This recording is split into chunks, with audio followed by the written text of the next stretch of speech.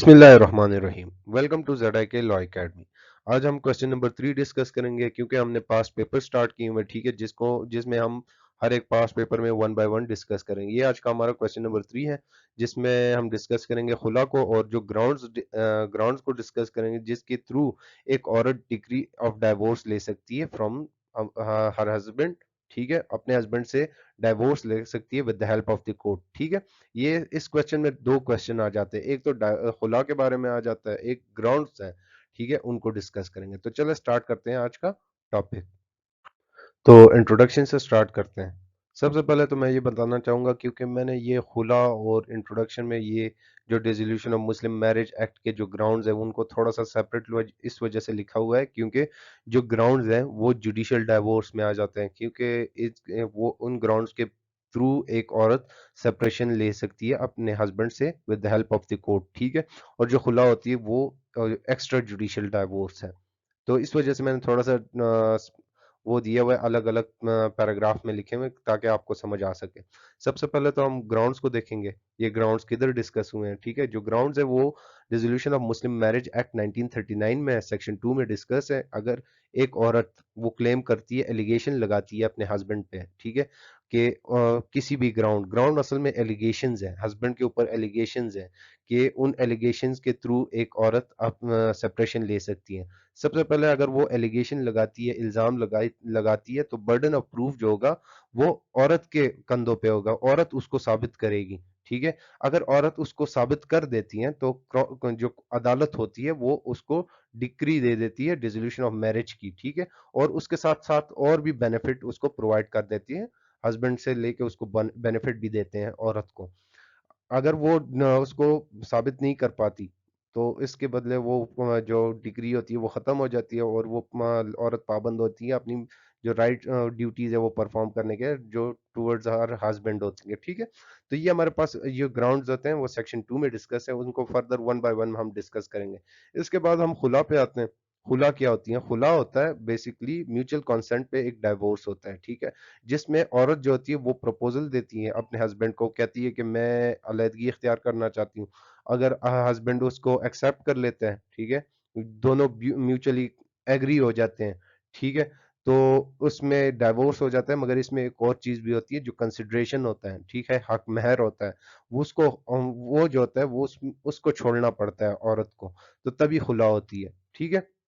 इसमें जो mutual consent में एक मुबर्रत भी आ जाता है, ठीक है, वो एक अलग चीज है, इस क्वेश्चन में पूछा नहीं गया। अगर किसी ने उसको डिटेल में क्वेश्चन देखने हैं तो मैंने डाइवोर्स और उसके अकसाम, मोड्स ऑफ डाइवोर्स को डिस्कस किया हुआ है दूसरे लेक्चर में, क्वेश्चन नंबर 2 में, ठीक है। तो आप उसको देख सकते हैं, मैं ऊपर मेंशन भी कर दूंगा। तो खुला म्यूचुअल कंसेंट पे आ जाती है। इसमें अगर हम इसके एसेंशियल देखें तो इसमें प्रपोजल होता है, एक्सेप्टेंस होती है, और तीसरी चीज कंसिडरेशन का छोड़ना होता है, ठीक है, हक महर को छोड़ना होता है। प्रपोजल कौन देता है? औरत देती है, ठीक है। अगर उस प्रपोजल को आदमी जो म्यूचुअली कंसेंट के साथ वो एक्सेप्ट कर लेता है, ठीक है, तो और जो हक महर होता है उसको छोड़ देता है, तो खुला हो जाती है, ठीक है। ये एक्स्ट्रा जुडिशियल डाइवोर्स है। इसके बाद हम आगे ग्राउंड्स को देखते हैं। अभी हम ग्राउंड्स को डिस्कस करेंगे जिसकी मदद से एक औरत, एक वाइफ डिमांड कर सकती है डाइवोर्स के लिए, ठीक है। सबसे पहले तो हमें पता होना चाहिए कि ये जो ग्राउंड्स हम डिस्कस करेंगे ये कौन से एक्ट में लिखा हुआ है, ठीक है। तो ये dissolution of Muslim marriage act 1939 के सेक्शन 2 में ये ग्राउंड्स मेंशन है, जिसके थ्रू एक वाइफ, एक औरत सेपरेशन ले सकती है। सबसे पहला ग्राउंड हमारे पास आ जाता है डिसअपियरेंस ऑफ हस्बैंड, ठीक है। जब एक शौहर, ठीक है, 4 साल के अरसे तक गायब रहता है, उसके हाल अहवाल का कोई पता नहीं होता है, ये भी नहीं पता होता कि मरा है कि जिंदा है, ठीक है। तो उसके फिर ये जो वाइफ होती है वो एलिजिबल हो जाती है, इंटाइटल हो जाती है कि वो डिग्री ले ले डिसोल्यूशन ऑफ मैरिज की कोर्ट से, ठीक है। इसमें एक्सेप्शन आ जाती है। एक्सेप्शन क्या है?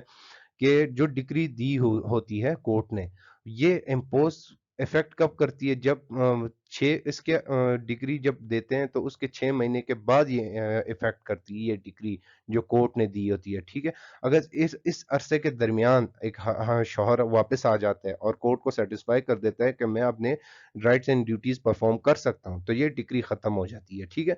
इसके बाद आ जाता है फेल टू प्रोवाइड मेंटेनेंस। अगर एक हस्बैंड अपनी बीवी को मेंटेनेंस प्रोवाइड नहीं कर पा रहा होता, ठीक है, नहीं कर रहा होता, तो 2 साल के अरसे तक, तो उस सूरत में भी जो वाइफ होती है, जो वुमेन होती है, वो इंटाइटल हो जाती है कि वो डिग्री ले ले कोर्ट से डिसोल्यूशन ऑफ मैरिज की। तो इस अभी नेक्स्ट ग्राउंड पे हम चलते हैं। हमारे पास नेक्स्ट ग्राउंड आ जाता है सेंटेंस ऑफ इम्प्रिजनमेंट। ठीक है, इसमें ये होता है कि अगर एक हस्बैंड, ठीक है, उसको इम्प्रिजनमेंट हो जाती है या उस 7 साल की इम्प्रिजनमेंट हो जाती है या उससे ज्यादा, तो उस सूरत में जो वाइफ होती है वो इंटाइटल हो जाती है degree of dissolution of marriage की कोर्ट से। ठीक है, इसमें एक्सेप्शन ये आ जाती है कि अगर ये जो डिग्री है कोर्ट ने दी होती है, ये तब तक इफेक्ट नहीं करेगी जब तक सेंटेंस ऑफ इम्प्रिजनमेंट जो होती है वो फाइनल ना हो जाए। ठीक है, नेक्स्ट ग्राउंड आ जाता है fail to perform marital obligation. ठीक है, इसमें ये होता है कि अगर हस्बैंड वो विदाउट रीजनेबल कॉज वो अपने मैरिटल ऑब्लिगेशन परफॉर्म नहीं कर रहा होता for a period of 3 years, ठीक है, तो जो वाइफ होती है, वुमेन होती है, वो औरत होती है, वो इंटाइटल हो जाती है कि वो कोर्ट से degree of dissolution of marriage की डिग्री ले सकती है with the help of the court. ठीक है, इसके बाद suffer from important disease.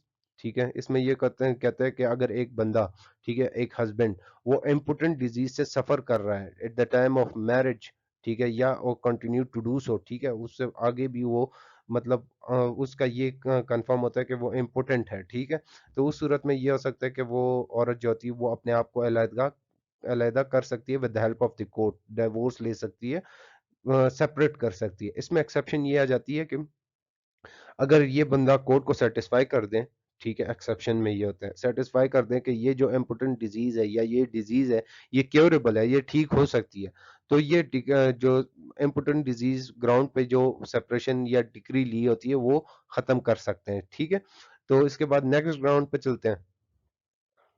Next ground हमारे पास आ जाता है इंसेनेसी ऑफ हस्बैंड। ठीक है, अगर एक शौहर, एक आदमी इंसेन रहता है, पागल रहता है, या लेप्रोसी का शिकार होता है, या वायरल डिजीज होती है उसको 2 साल के अरसे के लिए, ठीक है, मतलब उसको 2 साल का हो गया और उसको ये डिजीज है या ये इंसेनेसी है, वो पागल है, तो इसमें ये होता है कि वो जो वाइफ होती है वो इंटाइटल हो जाती है सेपरेशन, मतलब सेपरेशन लेने के लिए। ठीक है, वो अदालत की मदद से वो अपने आप को अपने शौहर से अलग कर सकती है। ठीक है, फिर उसके बाद मैरिज अंडर 16 ईयर्स।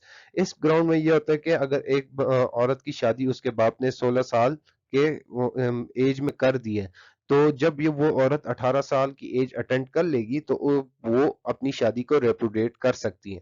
ठीक है, नेक्स्ट हमारे पास आ जाता है क्रूएलिटी। इसमें ये होता है कि अगर एक वाइफ के साथ क्रूएलिटी हो रही है, उसको हरासा किया जा रहा है, ठीक है, बाय हर हस्बैंड, तो उस सूरत में ये जो औरत होगी वो इंटाइटल हो जाती है कि वो degree of dissolution of marriage ले सके फ्रॉम द कोर्ट। ठीक है, वो इंटाइटल हो जाती है।